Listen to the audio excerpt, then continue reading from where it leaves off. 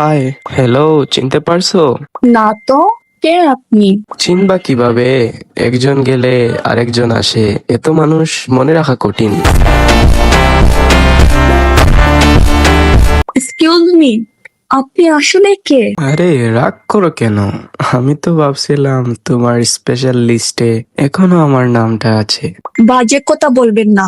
বাজে কথা না, শুনলাম এখন নাকি অনেক কিছু নর্মাল তোমার কাছে। দেখেন, বেশি বাড়াবাড়ি করবেন না। তোমার তো এখন অ্যাটিটিউড অনেক বেড়ে গেছে, এখন মানুষ চিনতে পারো না। আপনি কি আমাকে অপমান করার জন্য মেসেজ দিচ্ছেন? অপমান না, বাস্তবটা মনে করাইতেছি যে মানুষটা ভুলতো। তুমি ছাড়া আমার মন খুলবে না কাউকে দিয়ে। পরে দেখলাম দরজাটা আগেই অনেকের জন্য খোলা ছিল।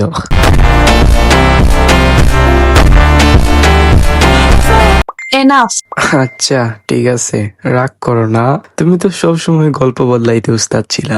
আপনার মতো টক্সিক মানুষ আমি দেখি নাই। টক্সিক? আমি তো শুধু সেই মানুষটা যারে তুমি ব্যবহার করে পরে চিনো না এমন ভান ধরছো।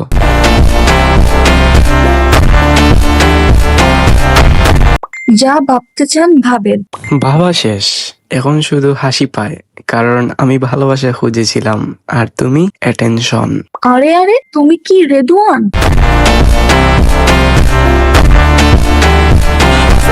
তুমি অনেক বদলে গেছো।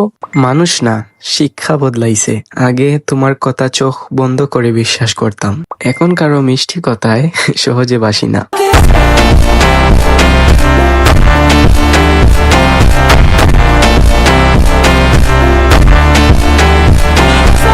নাটক শেষ?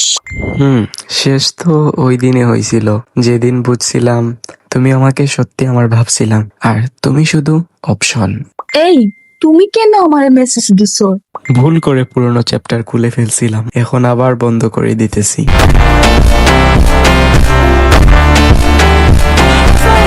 আমি এক্ষুনি তোমাকে ব্লক করে দিচ্ছি। বাই। যাও যাও।